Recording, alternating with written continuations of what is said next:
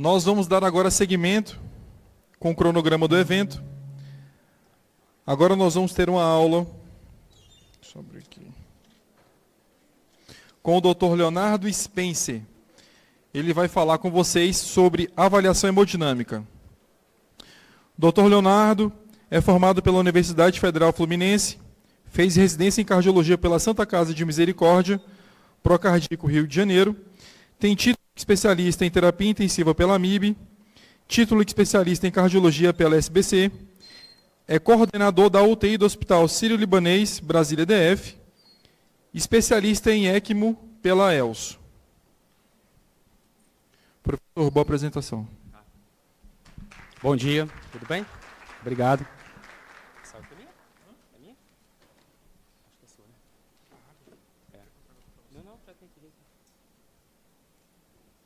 É um prazer estar aqui. Inicialmente, eu queria agradecer à comissão organizadora da Évora pelo convite de estar falando aqui com vocês. Nesse sábado aí a aula está cheia, a sala, todos interessados aí. E o tema que me coube, não sei, já foi feita a minha apresentação, né?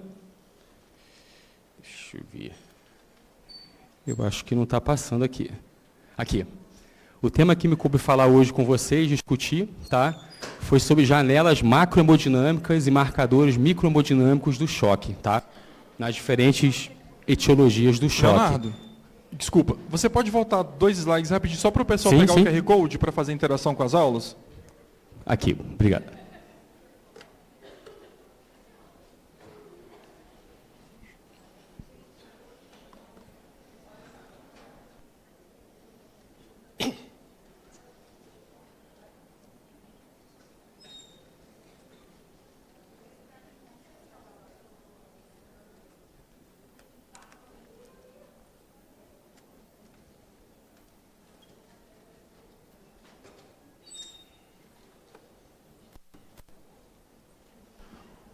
Pode prosseguir, Léo. Pode? Obrigado.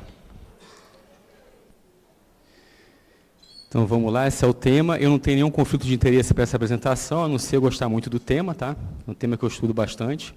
Enfim, a nossa agenda de hoje vai ser, a gente vai ver algumas definições rápidas de choque, o que é choque na verdade, alguns mecanismos, fisiopatologia, classificação, questões no exame clínico e janelas do choque, alguns marcadores da macrohemodinâmica com a pressão arterial diastólica, que a gente ajuda bastante no diagnóstico e tratamento, marcadores de equilíbrio da oferta e do consumo de oxigênio, como a saturação venosa central e mista, o gap ou delta de CO2, o lactato e uma conclusão.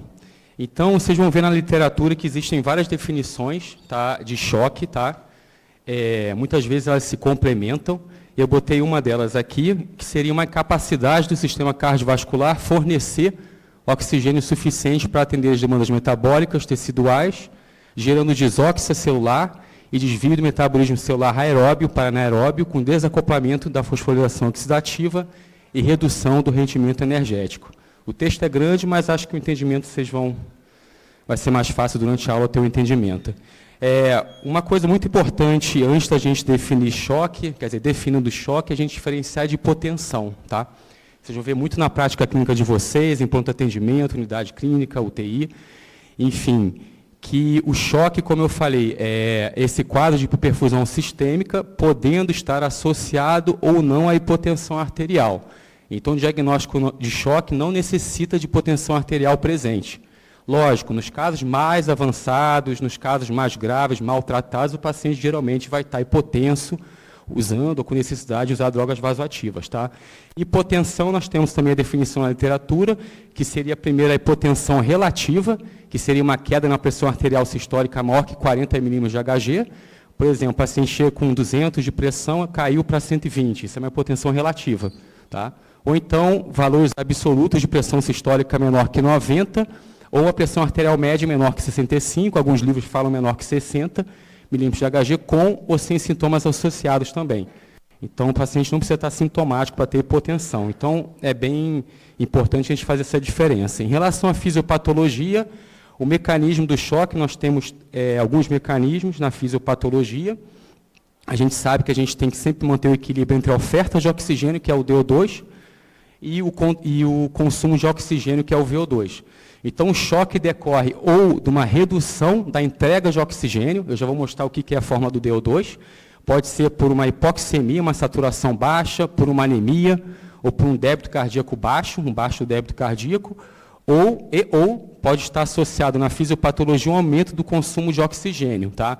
Seja por febre, um quadro hiperdinâmico como uma sepse, paciente com dor, agitação, convulsão, shivering, que é aquele tremor do corpo, pode ser por uma bacteremia, por um quadro de uma hipotermia induzida, que a gente tem que, às vezes, usar bloqueador neuromuscular para prevenir isso, que aumenta o consumo de oxigênio, mobilização do paciente, muitas vezes no banho, você está virando o paciente para lá e para cá, ele vai consumir mais oxigênio, tá? E esse desequilíbrio vai levar a uma insuficiência da entrega de oxigênio para atender à demanda metabólica do organismo. Isso é o que a gente chama de disóxia, isso é o choque, é o desequilíbrio entre a oferta e o consumo. Lógico que a gente geralmente não tem um mecanismo só no choque, a gente tem vários mecanismos juntos, tá? E uma coisa que tem estudado muito de alguns anos para cá é o desacoplamento da fosforilação oxidativa, a inibição mitocondrial. A gente sabe que no insulto, o paciente, por exemplo, com quadro séptico, decorrente da resposta inflamatória, decorrente de liberação hormonal, alterações hormonais, de hipóxia tissular, tecidual, a gente tem uma disfunção com inativação mitocondrial. Então, a mitocôndria não consegue mais captar e utilizar o oxigênio. É como se fosse uma inibição, como se fosse, entre aspas, uma hibernação. Agora, se esse insulto for prolongado o suficiente e grave, vai ter morte celular por lesão irreversível mitocondrial. Mas, muitas vezes, se você conseguir tratar o paciente, você consegue reverter esse quadro. Durante a fase da inibição mitocondrial geralmente tem a disfunção orgânica, uma insuficiência renal, uma disfunção hepática, mas se você conseguir tratar adequadamente no tempo certo, você tem reativação da mitocôndria e recuperação da função orgânica, tá? Então, tem se falado muito nesse bloqueio mitocondrial também, que faz parte da fisiopatologia de choque. Vocês vão trabalhar muito na vida de vocês, quem trabalhar com paciente crítico, enfim, vão conhecer muito essa fórmula, tá? Que ela, enfim, até ajuda a gente a tratar o choque. E o que seria? O DO2 é a multiplicação do débito cardíaco vezes o conteúdo arterial de oxigênio, que seria o débito cardíaco, o volume sistólico vezes a frequência cardíaca, e o conteúdo é essa parte toda da fórmula. 1,34, que é a quantidade de oxigênio que uma hemoglobina, 1 grama de hemoglobina totalmente saturada consegue carregar, 0,34 ml. A saturação de oxigênio e hemoglobina vezes o coeficiente de solubilidade do oxigênio no plasma e a pressão parcial de oxigênio. Nessa forma, aqui a gente pode tirar esse final, tá? Porque a quantidade é pequena de oxigênio, a gente transporta oxigênio principalmente pela hemoglobina, não dissolvido no plasma, e a fórmula final fica essa. E quais são os determinantes? A gente sabe que, em relação ao débito cardíaco, alterações da pré-carga pode alterar o débito cardíaco, tá? Alterações da pós-carga pode alterar também, e vão alterar essa fórmula, o DO2, né? Alterações na contratilidade miocárdica também, seja uni ou biventricular, também vão alterar. Em relação à queda do DO2 também, alterações no ritmo e na frequência, como o Dr. Evandro acabou de passar. Se a gente tiver uma bradicardia extrema, um ataque cardíaco com uma frequência geralmente acima de 150, o paciente pode fazer um baixo débito e reduzir o DO2, tá? E alterações no ritmo, um bloqueio avançado, por exemplo. Alterações na saturação, como hipoxemia e anemia aguda, também podem reduzir o DO2. Esses dois, no final, por reduzir o conteúdo de oxigênio. Vocês vão ver também muito essa figura.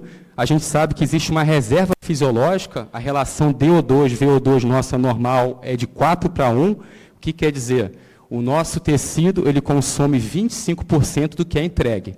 Então, a maioria existe uma reserva, e dessa forma, se vocês verem aqui, no eixo horizontal é o DO2, no eixo vertical é o consumo de oxigênio, que é o VO2. Você pode começar a ter quedas do DO2, aqui indo da direita para a esquerda, sem quedas ainda associadas do consumo de oxigênio. Existe mecanismo de reserva, à medida que você, por exemplo, faz um baixo débito, infarta, cai o débito cardíaco, você começa a reduzir o DO2. compensatoriamente você vai aumentar a taxa de extração de oxigênio dos tecidos, essa curva verde vai subindo e ela vai manter o consumo de oxigênio constante. Tá? Mas chega um ponto, que é esse ponto DO2 crítico, que a partir desse ponto alcançado, quedas adicionais do DO2 vão estar associadas a quedas associadas do consumo de oxigênio. E é nesse ponto que a gente evita do paciente chegar, tá? Que a gente vai ter a redução da produção de ATP, a eficiência por inibição do ciclo de Krebs, que precisa de oxigênio, anaerobiose, hiperlactatemia e disfunção mitocondrial, que se for grave o suficiente leva à morte, dano irreversível e morte celular e disfunção orgânica. Então, cada paciente vai ter o seu, entre aspas, DO2 crítico. A gente sabe que pacientes que têm reserva menor, idosos com cardiopatia, atingem mais facilmente o DO2 em relação a jovens saudáveis, por exemplo, num politrauma, com uma infecção secundária. Então, depende de cada paciente. A gente não existe um valor fixo na literatura. Talvez 300 seja o valor, mas isso varia de paciente para paciente. Independente da origem do choque, seja ele cardiogênico, séptico, hipovolêmico, neurogênico, a gente sabe que o choque não tratado de modo adequado, avançado, ele vai levar isso aqui, a hipoperfusão sistêmica, disfunção multiorgânica, hipotensão e um quadro de perda de tônus vascular, vai levar a vasoplegia. Então, muitas vezes, a gente vê no choque também, não é só uma etiologia, às vezes pode estar tudo misturado em relação à fisiopatologia também, numa causa só, mas o choque prolongado leva à perda do tônus vascular. Tá?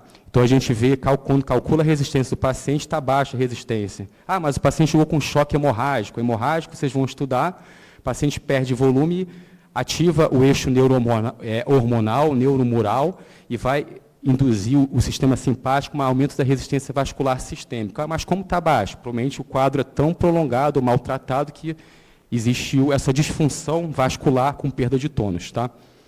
A classificação, nós temos alguns tipos de choque, na verdade, o distributivo, que o choque se inicia por alterações na microcirculação.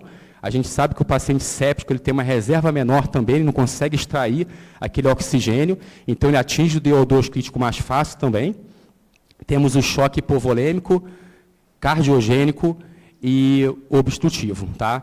Temos também na classificação anafilático, neurogênico também, nessa classificação. E uma coisa interessante é o choque oculto. A gente vê muito isso. É aquele paciente que você está no plantão e muitas vezes o paciente tem uma pressão adequada, está um pouquinho taquicárdico, mas você vai ver ele está esquisito. Está meio desorientado, aí você bota a mão, ele está com a perfusão, a alteração na perfusão periférica, tempo de enchimento capilar alargado, está caindo diurese, desorientado, a família fala para você que ele não é assim. Você vai colher alguns marcadores, você vê que ele já está com acidose metabólica, já caiu a saturação venosa central de oxigênio, lactato está aumentando, o gap de CO2 está alargando, esse paciente, enfim, na verdade, está com um quadro de choque. O que eu falei, não precisa ter hipotensão para a gente fazer diagnóstico de choque. E esse é o mais difícil, porque você acha que o paciente está bem, só que não, ele está evoluindo e mais para frente, se não tratar, ele vai evoluir com hipotensão. Hipotensão, aumento de lactato, está associado a maior mortalidade. Tá? Então, isso, e aqui esse estudo mostrou, é um estudo já bem antigo, de 2007, com pacientes em choque séptico, que essa associação, muitas vezes, do choque oculto, aqui, ó, do choque oculto, que é o choque, o paciente não tem hipotensão, mas já está com lactato alto, nesse caso, um lactato acima de 4, mesmo mantendo uma pressão sistólica acima de 90, a mortalidade é de 15%, então não é tão benigno. Esse choque é chamado choque críptico, que é o choque oculto. Tá? Algumas séries aí, estudos, mostram que pode chegar a mortalidade de 30% também, tá? Não é tão baixo. No exame clínico, a gente vai ver o paciente com alteração, com choque, né? Com alteração em nível de consciência, pode estar desde agitado a rebaixado. O paciente pode ter alteração do padrão ventilatório, uma taquipneia, provavelmente para compensar a acidose metabólica, eliminar ácido na forma de gás carbônico pelo pulmão, então faz uma hiperventilação, pode ter desconforto respiratório, de saturação, bradipneia geralmente nos casos mais avançados, pode até induzir uma parada cardiorrespiratória, alteração da perfusão periférica, um tempo de enchimento capilar aumentado, uma pele fria, pálida, pegajosa, com mosqueteamento, que é o mutlin da pele, uma pele meio azulada, tá? cianose, livor. O paciente pode estar taquicárdico, com arritmias, fazendo ectopia ventricular, fazendo fibrilação atrial, tá, por instabilidade elétrica, uma bradicardia, geralmente no caso mais avançado, muitas vezes relacionada à hipóxia, tá, que pode induzir uma parada também, redução da diurese, está hipotenso, muitas vezes não, mas pode estar com uma hipotensão relativa ou absoluta, aquele paciente que muitas vezes, a pressão dele, doutor, ele toma remédio para pressão, por que vocês pararam o remédio da pressão aqui? O paciente chega com 12, com 14, 140 de sistólica, está com 90. Esse paciente já está com uma hipotensão relativa, você segura o antipertensivo dele e vai monitorar. Muitas vezes o paciente pode estar evoluindo com choque e vai evoluir com uma hipotensão mais grave. Redução da pressão de pulso, você tem queda da pressão sistólica, inicialmente um aumento da pressão diastólica e disfunção orgânica. Você coleta um exame, vê que o paciente está evoluindo com piora da creatinina, está aumentando transaminase, alteração de função hepática, pode ser por perfusão, tá, hepática. Hematológico, o paciente começa a cair plaqueta, provavelmente na sepse, pode evoluir com CIVD, tá, ou CID, que é uma fase pré-CIVD, entre aspas, alterações da crase, então tudo isso está associado ao choque. Aqui o Dr. Max Harry Weil, falecido em 2011, ele descreveu as janelas do choque. É um médico que estudava muito, considerado por muitos aí o pai da terapia intensiva americana, tá? Estudava muito choque, ele escreveu o choque críptico também, e ele escreveu essas 3 janelas do choque. A janela da pele, que seria no exame físico você detectar uma redução do enchimento capilar, com uma pele fria e pegajosa, a pele do rim, a janela do rim, na verdade, uma oligúria, geralmente definida como uma diurese menor que 0,5 ml/hora, e a janela cerebral, que é aquele paciente chega com alteração do estado mental, uma alteração geralmente subaguda, muitas vezes aguda, tá? De evolução. Então, você vê que no exame físico a gente já consegue diagnosticar choque, tá? Nessas janelas. E o exame clínico a gente está muita ênfase no diagnóstico de choque, fazendo a avaliação da pele, do tegumento da pele. A gente sabe que a pele e tecido muscular, eles são o primeiro que sofrem. A perfusão para a pele primeiro é reduzida no estado de choque. Quando você tem choque, queda do débito cardíaco, você tem ativação simpática, neuromoral, você faz vasoconstricção periférica para privilegiar o fluxo para o coração, para os órgãos nobres e para o cérebro. E você vai fazer vasoconstricção do leito esplâncnico, leito renal, leito, pele e músculo. Então, você vai ver que no início o paciente vai estar com a redução cutânea reduzida, tá? Redução da perfusão periférica já no início do choque, tá? Então, eles são primeiros a pele, tá? A ter, e o músculo, o seu fluxo reduzido, e são os últimos a terem seu fluxo restabelecido quando você trata o choque de modo correto, tá? Então, eles abrem uma oportunidade, uma janela, a janela da pele, para você fazer o diagnóstico mais precoce de choque, tá? Em relação ao tempo de enchimento capilar, é um marcador prognóstico, tá? Quanto maior risco de mortalidade, tem muito trabalho com sepsis mostrando isso. Guia de resposta ao tratamento. Existem algumas limitações, eu posso achar que o tempo é 3, você pode achar que é 4, então depende muito, é muito subjetiva essa avaliação. Tem interferência com os vasopressores, que fazem vasoconstricção periférica. É muito comum no leito gelado, o paciente está todo frio, você acha que está com choque, mas não está, ele está hipotérmico. Ele chegou numa cirurgia cardíaca ou está com ar-condicionado muito gelado, então tomar cuidado com isso, uma doença vascular periférica, e o ponto de corte varia na literatura. Existem algumas formas de você avaliar, pode ser apertando o leito ungueal, até ficar branco e largar, ver o tempo que vai ter a ruborização, tá aqui, ou usando uma lâmina na polpa digital também, por 10 segundos, o normal menor que 3 segundos, mas esse corte varia na literatura, esse ponto de corte. Pode ser 2,5, 2, eu considero 3, tá?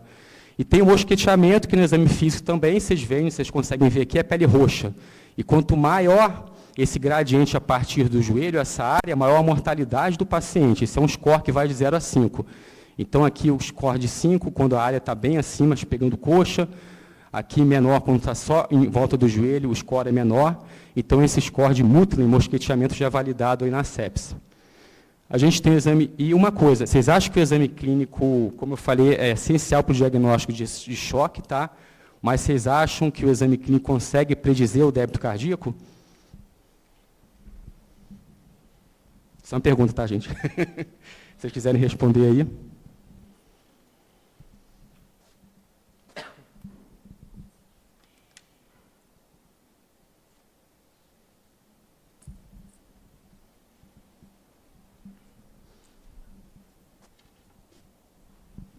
Foi. Então, vamos lá. Deixa eu passar aqui, acho que meio estabilizou. Na verdade, a gente tem essa coorte, esse trabalho que tentou responder essa pergunta, na verdade, uma coorte prospectiva de um centro só, de mais de 1.000 pacientes, que analisou 19 sinais clínicos de choque e mediu o índice cardíaco através da ecocardiografia, tá? Transtorácica, e avaliou a correlação dos sinais clínicos de choque com predição de um índice menor que 2,2. Então, eles avaliaram vários marcadores aí clínicos, aqui da circulação central, com pressão sistólica menor que 90, diastólica menor que 40, frequência cardíaca, se eles conseguiam predizer o débito cardíaco. Aqui você vê a acurácia de 60% baixa, marcadores também de perfusão renal e cerebral, também acurácia de 60% baixa. Aqui alterações da temperatura e da perfusão da pele para o diagnóstico de choque, tá? A gente pode ver também a acurácia baixa e aqui a perfusão da pele pelo tempo de enchimento capilar e o Mutlin que eu te falei para vocês, também a acurácia baixa, tudo por volta de 60%. Então, na verdade, na prática, o exame clínico a gente não consegue predizer com muita acurácia um baixo débito cardíaco ou baixo índice, tá? Então, é por isso que a gente cada vez mais monitora o paciente grave que não está respondendo ao tratamento inicial. A gente já vai pegar esse paciente que está começando com quadro de choque, hipotensão. Hoje, uma ferramenta muito usada é o eco, tá? A gente abre mão do eco, vai ver esse paciente como é que está o VTI, como é que está o débito cardíaco, vai pegar uma linha arterial, um acesso profundo. Muitas vezes se pega pique, mas a gente no quadro mais agudo a gente acaba pegando o acesso central. O paciente melhorando, você espera e acompanha. O paciente está deteriorando, aí você vai monitorar o débito, tá? Não sei se vocês viram, a gente tem um monitor lá fora da Edwards, tá? Que é esse aqui, a plataforma Hemisphere, tá? Que substituiu o EV1000, que era outra plataforma. Então, a gente tem várias formas de monitorar o débito, desde o eco, que está usando muito, o eco point of care, o POCUS, tá? Muitos devem ter o aparelho.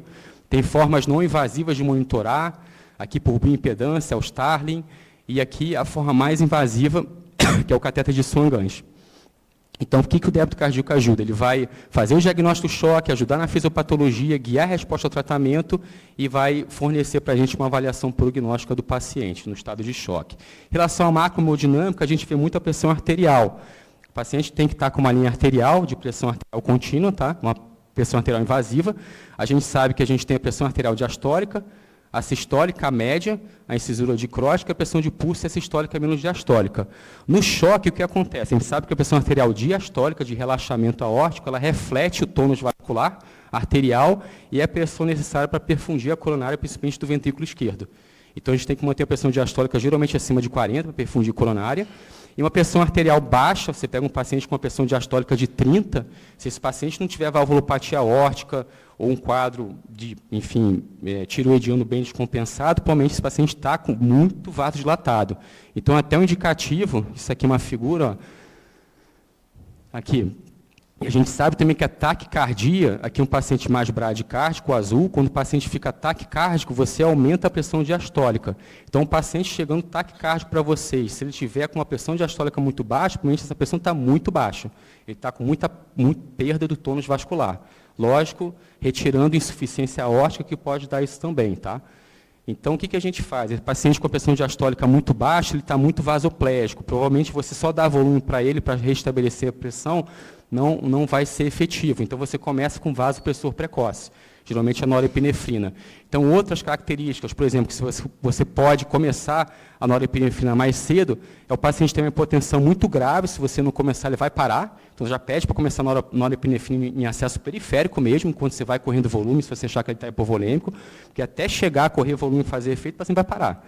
Ou então, quando o paciente tem uma pressão diastólica muito baixa, menor que 40, esse paciente está muito vasoplégico, excluindo valvulopatia aórtica, né?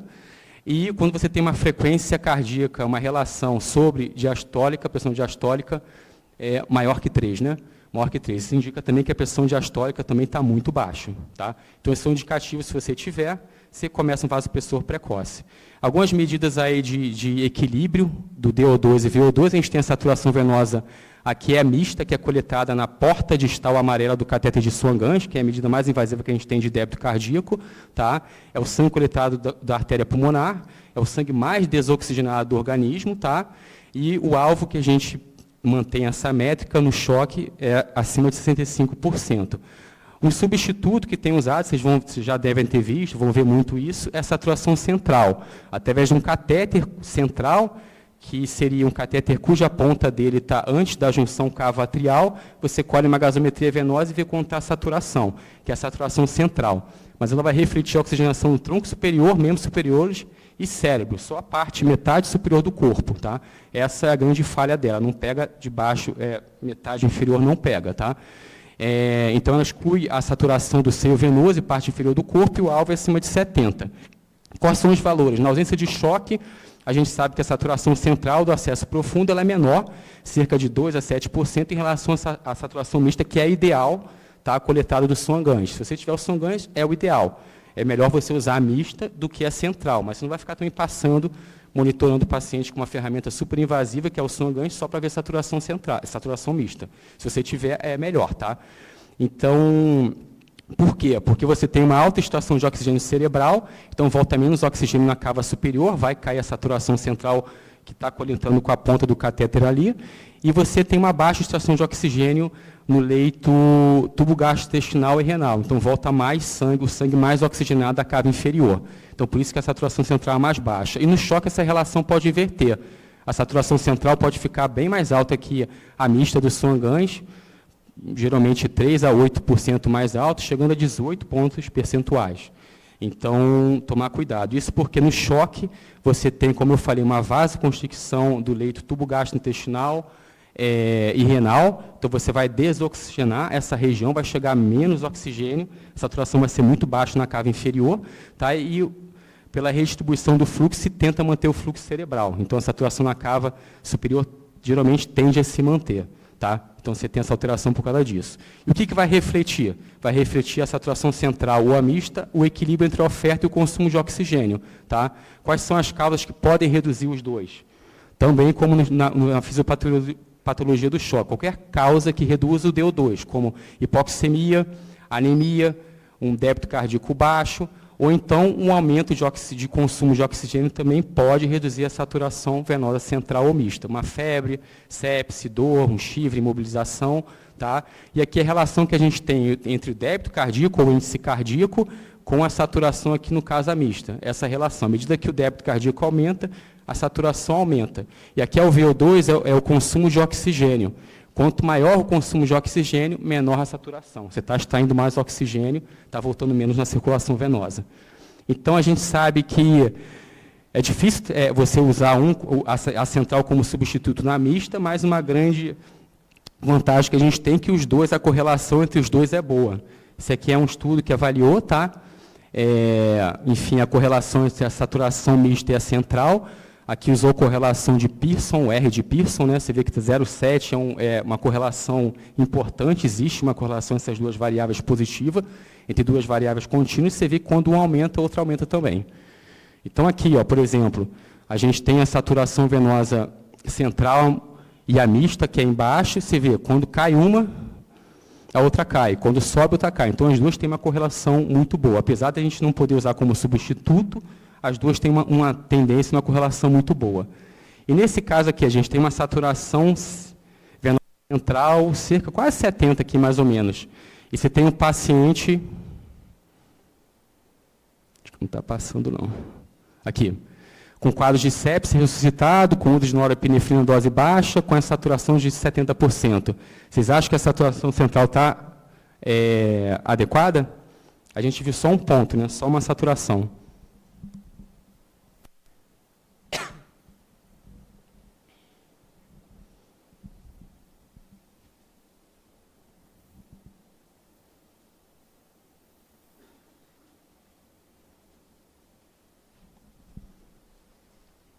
Isso aí. O que acontece? Se a gente for ver o que realmente está acontecendo é isso aqui. Ó.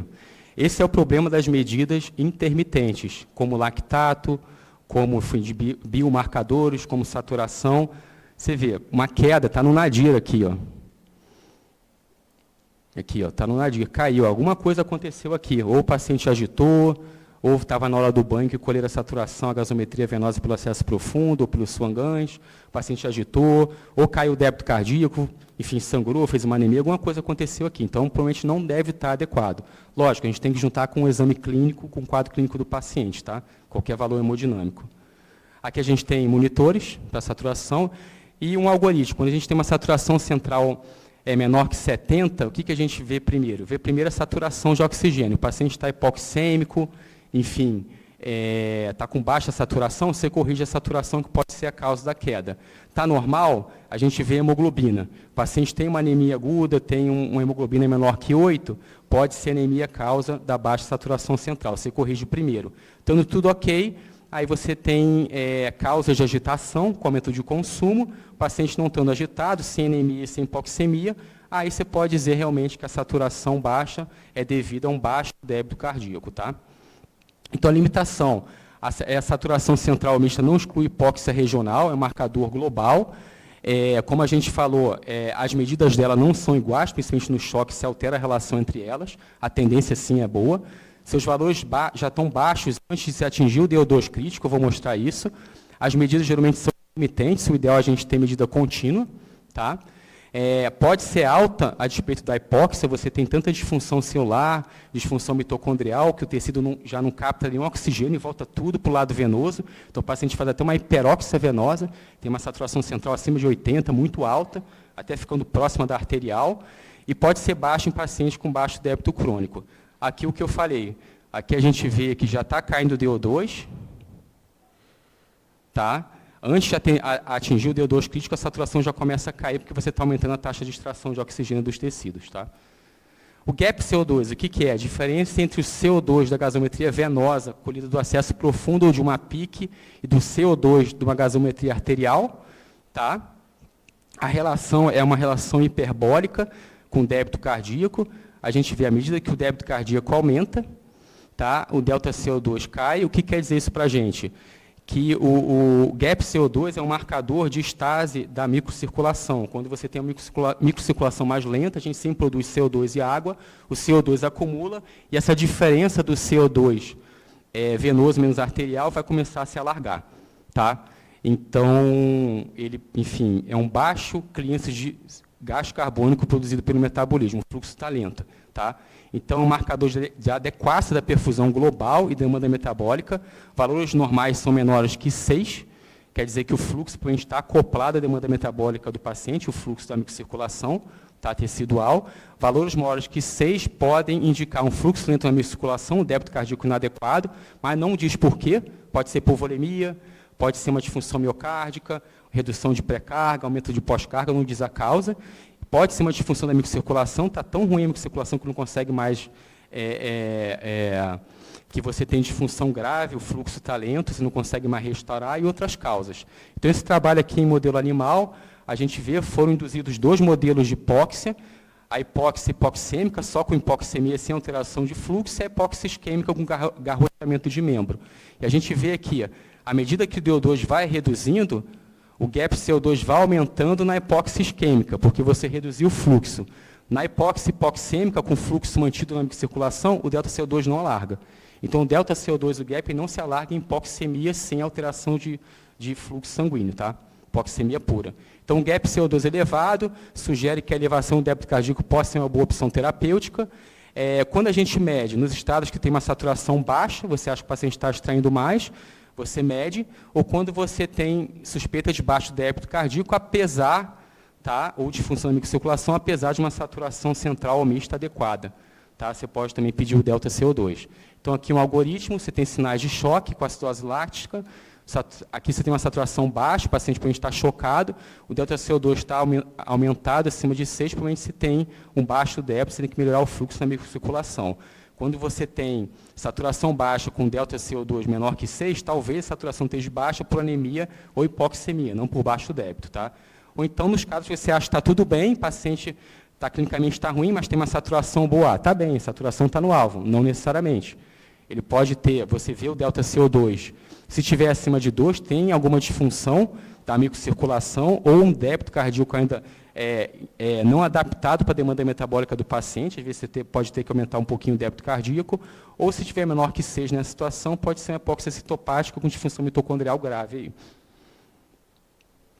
As limitações, valores normais em quadros hiperdinâmicos, mesmo com hipóxia tecidual, a gente sabe que na sepse, quando você tem um fluxo muito rápido na microcirculação, você vai lavar o CO2, o paciente pode estar com um quadro de desóxido, a despeito do gap CO2 está normal, tem baixa sensibilidade e especificidade para detectar hipóxia tecidual, como a saturação também, é o limitante dele também, e existem outras causas que aumentam o gap CO2, com o aumento da produção de CO2, uma dieta rica em carboidrato, aumento da demanda metabólica, uma hiperóxia aguda, quando a gente dá muito oxigênio para o paciente, uma calose respiratória também aguda, também pode aumentar o delta CO2 e não querem dizer que é baixo débito. E o último marcador, lactato. A gente sabe que ele vem da glicólise. A glicólise no citoplasma ela é feita sem dependência de oxigênio, glicose anaeróbia, e você vai gerar o piruvato. O piruvato pode ser transformado em lactato pela lactato desidrogenase, ou na presença de oxigênio, o piruvato pode entrar no ciclo de Krebs, tá? Transformado, oxidado acetil coenzima A pela piruvato desidrogenase, tá? E entrar na cadeia respiratória. A gente sabe que o lactato, nível plasmático normal, é menor que 2 milimols, é menor que 18 miligramas por decilitro. Tá? A produção aqui, principalmente a produção pelo músculo esquelético e pele, nos estágios patológicos, o pulmão, o leucócito e o leito tubo gastrointestinal pode começar a produzir muito lactato. E uma coisa importante, sempre que a gente escolhe uma gasometria para ver lactato, tá? A amostra tem que ser levada prontamente para o laboratório. Tá? Você pode até botar gelo, tá? Se você botar gelo, você pode até em 15 minutos rodar a amostra, sem gelo, desculpa, até 15 minutos, se com gelo você pode até 20, 30 minutos levar para o laboratório. Mas o ideal coletor levar para fazer análise, porque as hemácias e leucócitos da amostra, eles podem produzir lactato e aumentar falsamente o seu valor. Tá? Aqui tem várias classificações, eu gosto dessa, que você vai ver se é hiperlactatemia por aumento de produção ou redução do clearance, tá? Isso é muito comum na terapia intensiva, paciente com disfunção, alteração de perfusão hepática, o lactato fica sempre alto, porque não está clareando, disfunção renal também pode reduzir o clareamento, e aumento da produção aeróbica e anaeróbia. Tem que tomar cuidado, gente, o lactato, como a troponina, é um biomarcador associado a pior prognóstico, geralmente em várias patologias, mas o lactato aumentado nem sempre quer dizer que o paciente está em estado de choque hipoperfundido. Existem causas aeróbicas de produção de lactato. Por exemplo, você tem ativação da via glicolítica, você forma muito piruvato, não consegue, mesmo com o oxigênio ser metabolizado, ser utilizado no ciclo de Krebs, começa a acumular no citoplasma piruvato e é transformado em lactato. Algumas causas, estresse adrenérgico, uso de droga vasoativa, paciente séptico, um quadro hipermetabólico, sepse, drogas vasoativas, beta-2 agonistas, podem estimular, aumentar muito a via glicolítica, aumentar muito o acúmulo de lactato. E o que eu falei, na presença de oxigênio, o piruvato entra na mitocôndria, ele é oxidado acetil coenzima A pelo piruvato desidrogenase. Outras causas também que podem aumentar o lactato, tá? São causas que inibem essa piruvato desidrogenase, tá? Como citocinas, hipoxemia, deficiência de histamina, podem bloquear, o piruvato não entra e é transformado em lactato no citoplasma e vai para o sangue. Então, não necessariamente o lactato aumentado é sempre por perfusão. Tá? E aqui, interessante esse trabalho com sepse, ele avaliou alguns marcadores, pacientes com choque séptico tratado, viu a saturação central, o gap de CO2 e tempo de enchimento capilar, vocês vão ver com um tratamento adequado, em 6 horas aqui, 0 a 6 horas, esses marcadores perfusionais aqui, todos normalizaram, mas você vê que o lactato ainda não caiu todo. Ele teve uma resposta bifásica, ele caiu mais nas 6 horas, depois demorou até 24 horas para cair. Então, a gente sabe que na sepse, principalmente, cerca de 50% dos pacientes só vão clarear o lactato depois de 24 horas. Então, você ficar dando volume para, vou dar volume, eu acho que é perfusão para reduzir o lactato, tomar cuidado que muitas vezes está no tempo para ele cair. Como na saturação central, você vê o valor antes, o valor depois, vê se está caindo, paciente melhorando, só acompanha. Tá? E nunca esquecer de fazer avaliação integrada multinodal. Não adianta a gente avaliar só uma saturação central, uma saturação mista, um lactato, um delta CO2, sem avaliar primeiro a clínica do paciente. Vai examinar, bota a mão, vê se o paciente está gelado, está hipoperfundido, está chocado. Então, muitas vezes, essas métricas que a gente falou, de marcadores de perfusão, não estão associadas. Às vezes você tem uma saturação central acima de 70, mas o paciente está hipoxêmico, com lactato aumentando, com gap CO2 alargado. Então, você faz uma avaliação multinodal, multiparamétrica, tanto com marcadores de macrohemodinâmica, pressão arterial, diurese, frequência, marcadores de perfusão, lactato e, principalmente, o exame físico. Tá? Obrigado.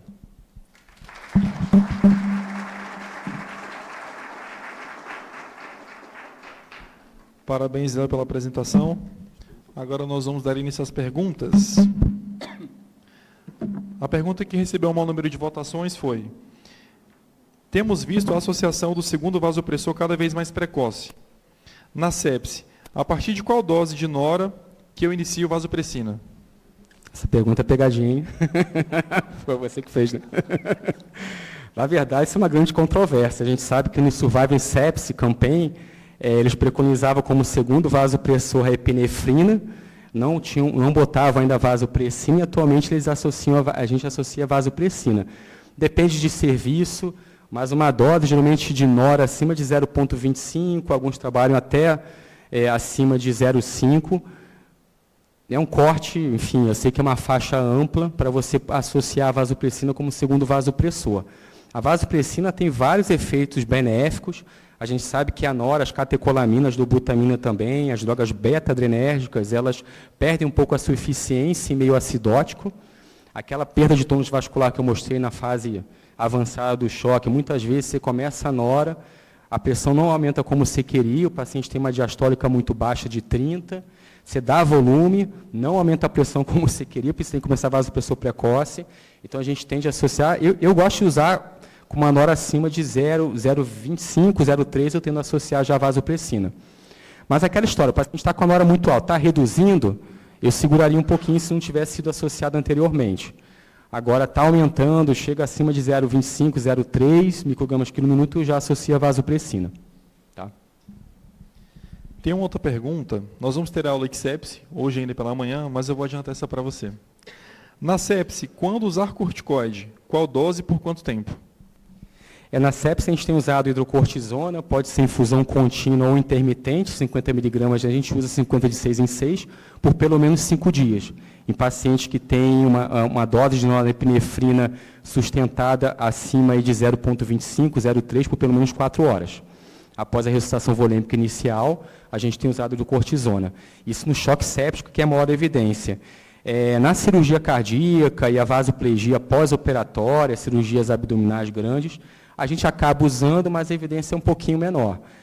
Por exemplo, o grupo europeu, até pouco tempo, eles não usam na cirurgia cardíaca, a hidrocortisona no choque mais refratário. Eles associam vasopressina, mas, enfim, eles não gostam de usar porque eles acham que é um trauma programado. O paciente entra na circulação extracorpórea, tem ativação neuromoral, citoquina, isso vai passar. Ele vai recuperar, muitas vezes, né? Vai recuperar, então, tem locais que não usam corticóide para esses tipos de choque, tá? Mas na sepsis a gente tem usado dessa forma. Pode ser usado em infusão contínua também, tá? Mas a gente tem usado mais intermitente, 50 miligramas de 6 em 6. É correto dizer que todos os tipos de choque culminam em choque cardiogênico, em decorrência da perda do tônus vascular? Não, o que acontece? Uma hipotensão, hipoperfusão prolongada, você vai reduzir a perfusão coronariana e o risco de evoluir com uma disfunção miocárdica associada não é pequeno, tá? A gente sabe que, por exemplo, no choque séptico, o paciente começou a fazer choque refratário, você pega um paciente, você faz volume, a pressão vai caindo, você pega acesso profundo, começa a nora está aumentando, associa vasopressina, pede um eco. Pede um eco e monitora o débito desse paciente. Muitas vezes, por exemplo, no choque séptico, acontece, o paciente está com miocardite séptica, está com uma disfunção biventricular, geralmente, mas o coração era bom, mas tem várias explicações na sepsis para isso ocorrer, mas está com uma disfunção biventricular grave e você tem que associar a dobutamina, que é onotrópico. Então, lógico que o risco de você, mantendo um paciente com uma diastólica baixa, não é medicina 100%, não quer dizer que todos vão evoluir com disfunção. Mas se você mantiver o paciente, o risco dele evoluir com dano miocárdico, aumentar a troponina e começar a piorar a função ventricular não é pequeno. Tá? Última pergunta, por causa do tempo. Tem várias perguntas, tá? Tá. Quando vou preferir o Swan-Ganz a outros métodos de monitorização? Boa pergunta. Eu gosto muito do Swan-Ganz, eu acho que o Swan-Ganz ele entra, por exemplo, no transplante cardíaco, ele ajuda muito. Você já bota o paciente no pré-operatório, otimiza e vai para o transoperatório, evita hipotensão na indução anestésica, vai para o transplante. Atualmente, essa ferramenta tem caído muito em desuso. Eu peguei a fase que a gente usava muito na minha residência, depois teve quase a moratória do Swan-Ganz, com trabalhos mostrando que aumentava a mortalidade. Não é que o Swan-Ganz aumente a mortalidade, é você saber ter um protocolo adequado de uso e saber a indicação correta para o paciente correto. E não adianta você botar um catéter, ter o débito, ter as medidas oxi-hemodinâmicas e não ficar, ao longo do plantão, revendo. Eu fiz uma dobuta, o débito está baixo, aumentei a dobuta. E aí? Não sei não. Quanto é que ficou o débito? O débito era 3, agora está 4,5. Caiu o lactato, melhorou a perfusão? A resposta foi boa. Então, você vê muita gente usando o Swan-Ganz e não vendo as métricas que ele dá. Só calcula uma vez e esquece. Swan-Ganz dá trabalho. Hoje em dia, na época, a gente calculava na mão, com as fórmulas. Eram várias fórmulas na mão. Hoje em dia, ele dá tudo, o monitor já dá. Você bota os dados, ele, dá todos os dados oxi-hemodinâmicos. Mas Swan-Ganz eu gosto de usar. Tem caído, a gente usa, tem monitores minimamente invasivos, com a tecnologia FlowTrack, com contorno de onda de pulso, é o que se usa mais. Tá? Não é o Swan-Ganz, é minimamente invasivo, mas eu usaria Swan-Ganz, por exemplo, paciente com disfunção de VD, paciente com hipertensão pulmonar, você tem a pulmonar em tempo real, são pacientes que eu usaria o Swan-Ganz, e transplante cardíaco também. Mas tirando o restante, e atualmente no choque cardiogênico, você tem usado cada vez mais no choque refratário, até para escalar para dispositivos de assistência ventricular. A gente tem que ver o perfil o fenótipo, se é univentricular, biventricular, para você indicar a assistência adequada. Parabéns, professor, pela excelente aula.